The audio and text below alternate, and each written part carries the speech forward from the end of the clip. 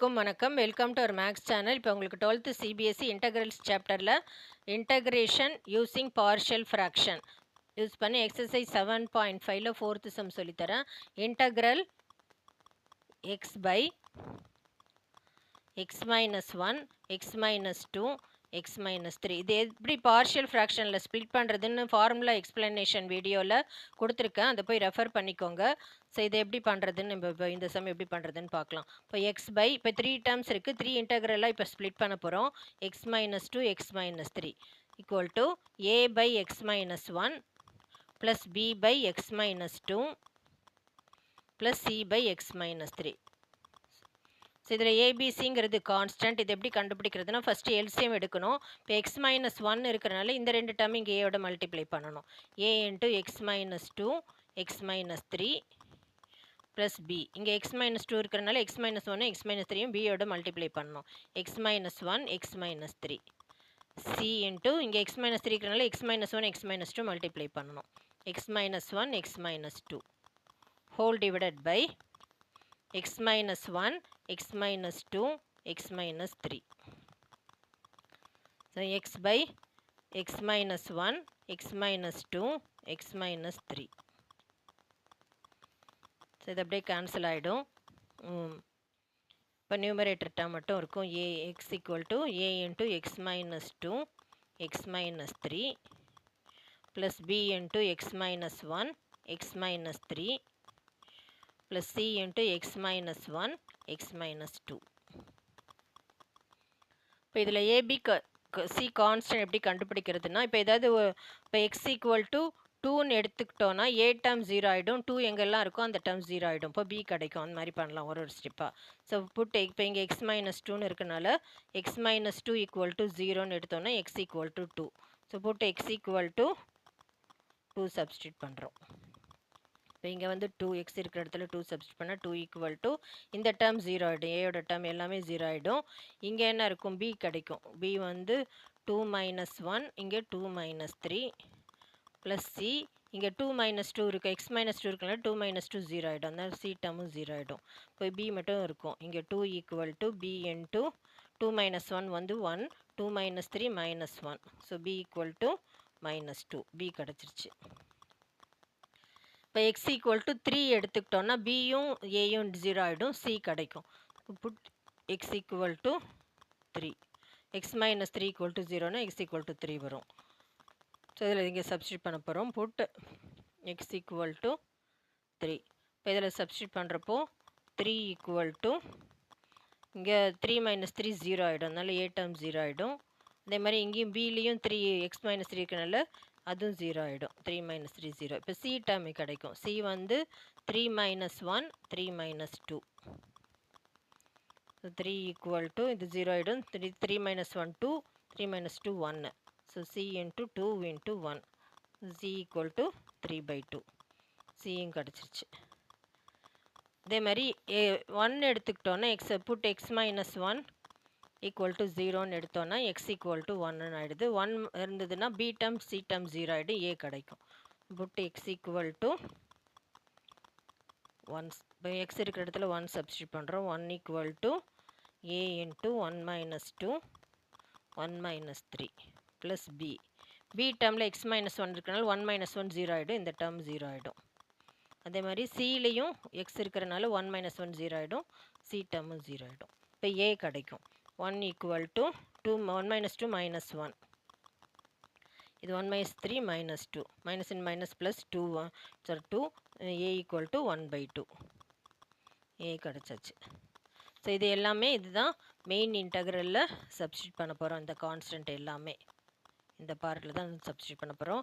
a 1 by 2. So 1 by 2 integration எப்படி பண்ணுறதுன்னு பார்க்கலாம்.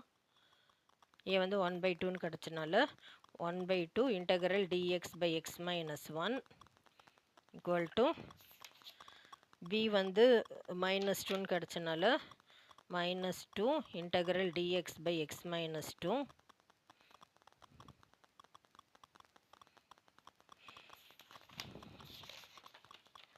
c 3 by 2ன்னு கிடச்சிருக்கு. So plus 3 by 2 integral dx by x minus 3. So இன்டகிரேஷனில் வந்து ஒரு ஃபார்முலா இருக்குது. இன்டெக்ரல் டிஎக்ஸ் பை எக்ஸ் இருந்ததுன்னா நம்ம லாக் எக்ஸ்ன்னு போட்டுக்கலாம். அது வந்து இன்டெக்ரேஷன் ஃபார்முலா. ஸோ இன்டெக்ரல் இங்கே 1/2 log of x minus 1 minus 2 log of x minus 2 plus 3/2 log of x minus 3. So integration எல்லாம் பண்ணியாச்சு. Plus c. ஸோ இங்கே லாகில் மாடல் சிம்பிள் கூட யூஸ் பண்ணிக்கலாம் மைனஸ் இருந்ததுன்னா.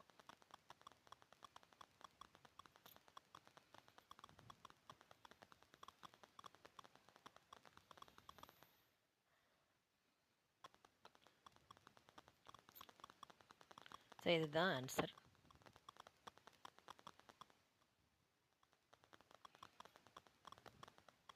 Next fifth sum. to integrate 2x by x square plus 3x plus 2. So இது middle term factorisation பண்ணி ஃபேக்டர் ஃபார்மில் மாற்றிட்டு அப்புறமா பார்ஷியல் ஃப்ராக்ஷன் யூஸ் பண்ணலாம். எப்படி பண்ணுறது பார்க்கலாம். X square plus 3x plus 2ன்னு இருக்குது. ஸோ இங்கே 1 இருக்குது. மல்டிப்ளை பண்ணால் 2, ஆட் பண்ணால் 3 வரணும். So 2 1s are 2. இது யூஸ் பண்ணிக்கலாம். Splitting middle term factorisation. X square plus 2x plus 1x plus 2. X வெளியில் எடுத்துட்டோன்னா எக்ஸ் ப்ளஸ் 2ன்னு வரும். 1 வெளியில் எடுத்தோன்னா X plus 2. So X plus 2 காமனாக வெளியில் எடுத்துட்டோன்னா எக்ஸ் ப்ளஸ் 1 இருக்கும்.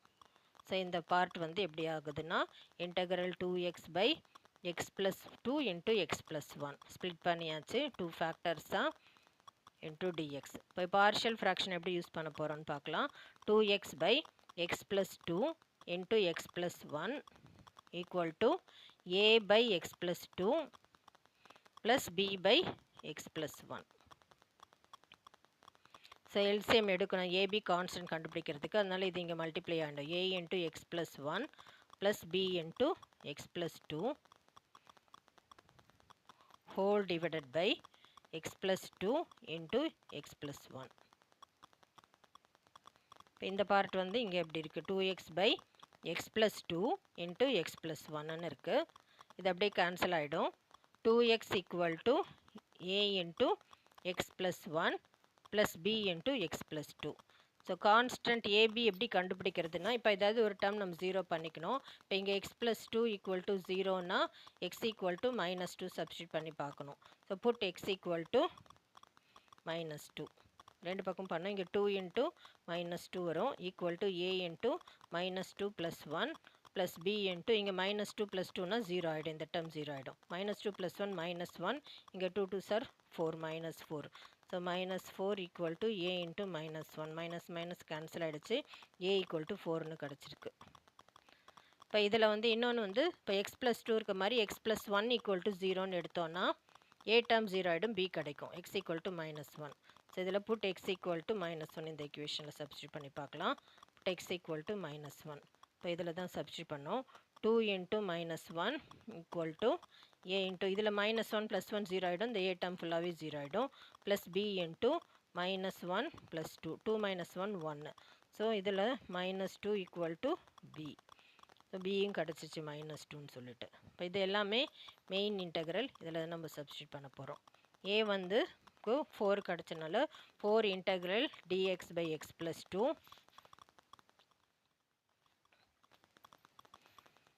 4 integral dx by x plus 2. அப்புறம் b வந்து -2ன்னு கிடச்சனால -2 integral dx by x plus 1. So இன்டகிரேஷனில் இது ஒரு ஃபார்முலாவில் இன்டகிரல் dx by xன்னு இருந்ததுன்னா நம்ம log x யூஸ் பண்ணிக்கலாம். இது ஒரு integration formula. So integral dx by x plus 2னா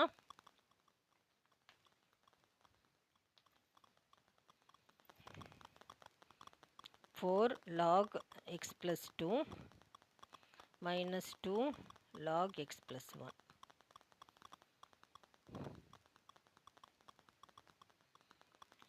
So இதுதான்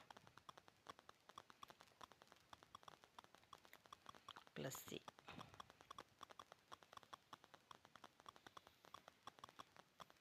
The final answer.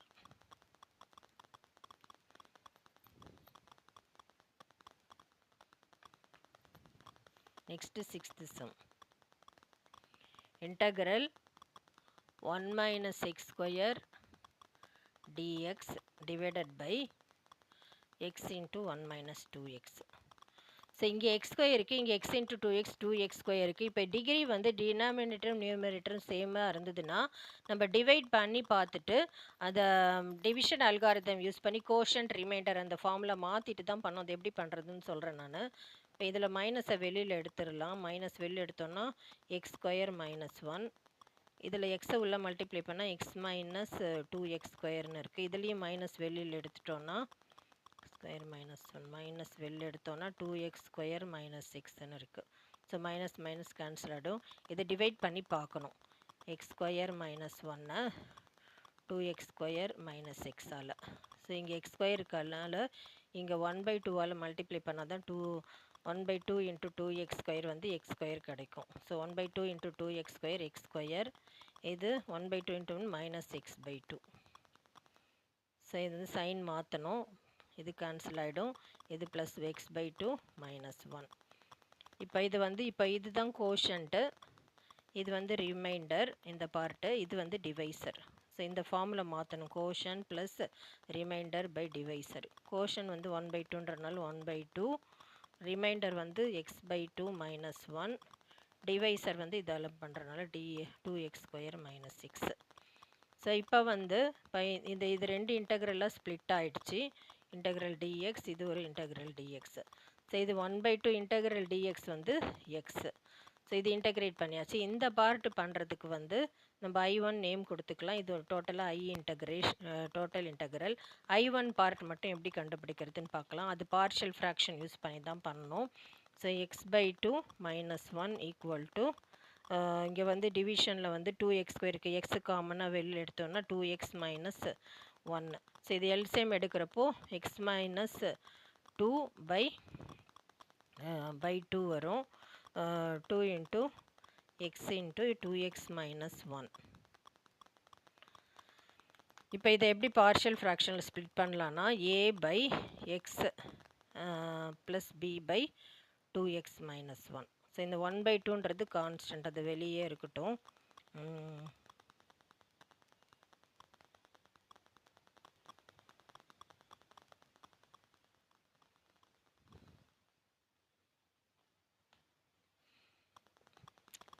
So X minus 2, இந்த 1/2 அப்படியே இருக்கட்டும். நம்ம இந்த பார்ட்டு மட்டும் பண்ணலாம்.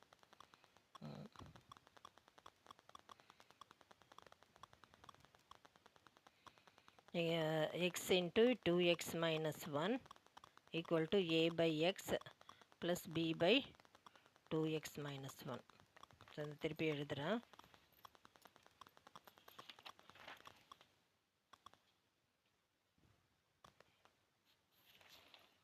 x minus 2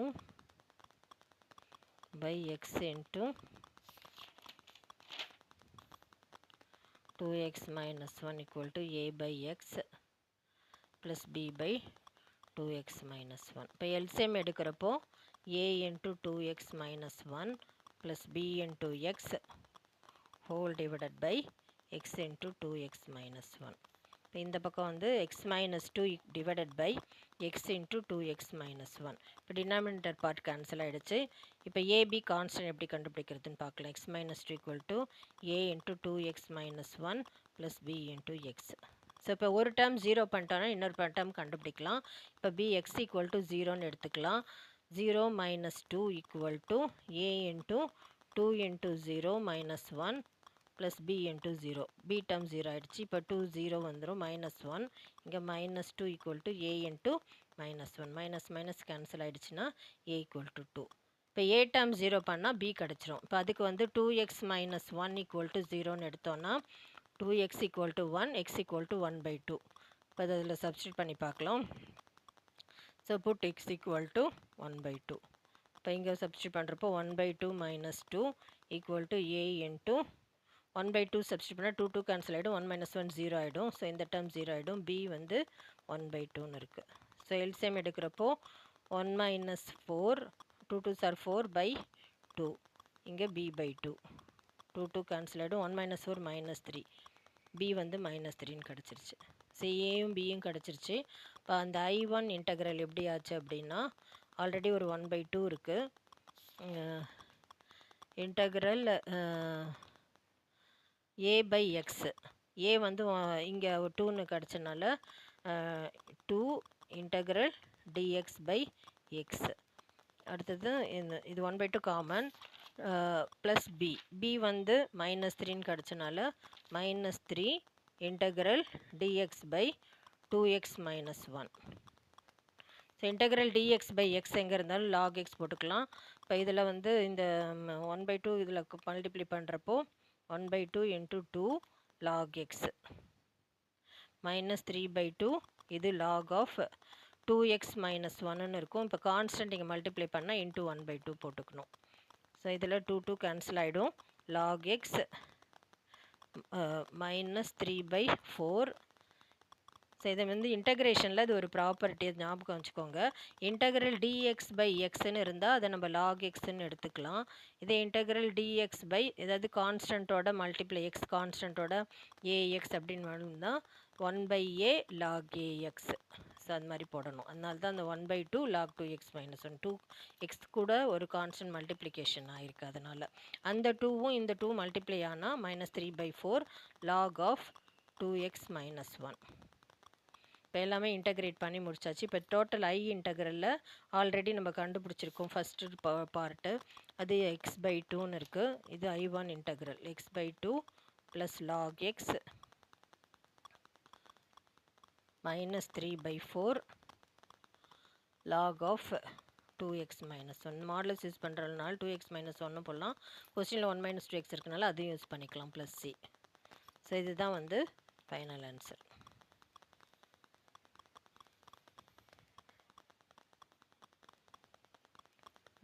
உங்களுக்கு புரிஞ்சிருக்கும்னு நினைக்கிறேன். தேங்க்யூ.